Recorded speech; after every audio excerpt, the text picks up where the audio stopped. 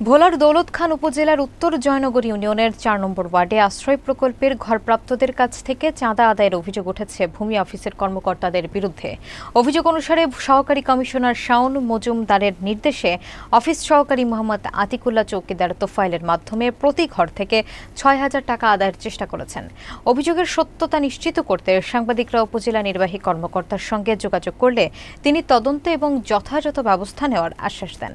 বিস্তারিত থাকছে রাশেদ খানের তথ্যচিত্রে। ভোলার দৌলত খান উপজেলার উত্তর জয়নগর ইউনিয়নের ৪ নম্বর ওয়ার্ডে আশ্রয় প্রকল্পের ঘর প্রাপ্তদের মধ্যে দুর্নীতি এবং চাঁদা আদায়ের অভিযোগ তোলা হয়েছে।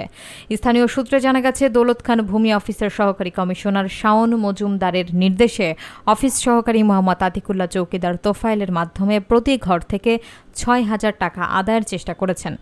অভিযোগ অনুযায়ী ঘরপ্রাপ্তদের নামজারি এবং দলিল করার নামে এই অর্থ নেওয়ার কথা বলা হয়েছিল। বিষয়টি নিয়ে সাংবাদিকরা দৌলত খান ভূমি অফিসে গেলে অফিস সহকারী আতিকুল্লাহ সরাসরি কিছু বলার অস্বীকৃতি জানায় এবং ঊর্ধ্বতন অনুমতি ছাড়া মন্তব্য করতে অস্বীকার করেন। পরে সাংবাদিকরা অভিযোগ নিয়ে সহকারী কমিশনারের কক্ষে গেলে তিনি চাঁদা নেওয়ার বিষয়টি অস্বীকার করেন এবং রুম থেকে বের হয়ে যেতে বলেন। ঘটনাটি উপজেলা নির্বাহী কর্মকর্তা নিয়তি রানী কৌরির কাছে জানানো হলে তিনি বিষয়টি খতিয়ে দেখার এবং প্রয়োজনীয় ব্যবস্থা নেওয়ার আশ্বাস দেন। অভিযোগের সত্যতা নিশ্চিত হওয়া এবং প্রশাসনিক ব্যবস্থা নেওয়ায় এলাকার মানুষের নিরাপত্তা ও আস্থার জন্য গুরুত্বপূর্ণ বলে মনে করা হচ্ছে।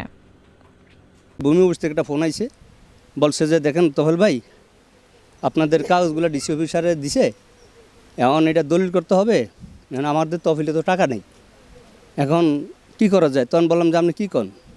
তখন বললো যে ৬,০০০ টাকা ভাঙতে পারে দলিলের জন্য, ৬,০০০ টাকা দলিল নাম জারি করিয়ে দিন, ৬,০০০ টাকা ভাঙতে পারে। তো আমি কি করতে পারি? কয় আপনি একটু সবার ঘরে ঘরে বলিয়ে দেন। বলছে যে আতিক ভাই বলিয়ে দিছে যে সবারে বলিয়ে দিতাম, আর অফিসে যে দেখা করার জন্য। আমরা খুব গরিব না হলে আপনাদের থেকে ঘর চাইতাম না, কিন্তু আমরা অসহায় পড়িয়া আপনাদের কাছে আসছি।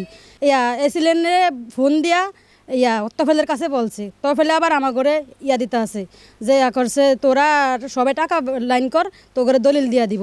যেটা টাকা দিব এটা দলিল হইব, যেটা টাকা দিব না এটার দলিল হইব না। এই যে ৬,০০০ টাকা করে চাইছে, তফাইলে আমার ঘরে বলছে তার জন্য নাকি অফিসতে বলা হয়েছে, ঠিক আমার ঘরে বলছে ভূমি অফিসতে বলা হয়েছে, তারে বলছে যে ৬,০০০ টাকা করে যে দিব তার দলিল লইব, যে দিতে পারবো না কোনো দিন যদি যে হয় সরকার একজন আইয়ে, অন্তত কোনো সরকার নাই আইলে তে যদি বের করে দিতে হয় তারা বার করে দিতে হইব, জোর পূর্বে থাকতে পারবো না। আমার বক্তব্য নিতে হলে অনুমতি লাগবে। না আমি ওখানে যেতে হবে, না আমি অনুমতি নিতে হবে। আপনি আমার রুমের বাইরে যাবেন প্লিজ, আমি আপনাকে অনুরোধ করছি, আপনি আমার রুমের বাইরে যাবেন।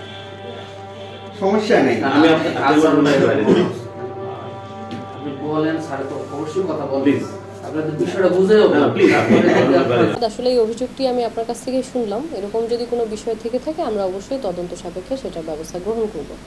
আর এই জমিগুলোর নামজারি কিংবা দলিল বাবদ আমরা কোনো সরকারি বরাদ্দ পাই নাই, তো এই মুহূর্তে আসলে দলিল কিংবা নামজারি করার কোনো প্ল্যানিং আমাদের নেই। আমরা সরকারি বরাদ্দ প্রাপ্তির সাপেক্ষে এই নামজারি বা দলিলগুলো সম্পাদন করব। ধন্যবাদ।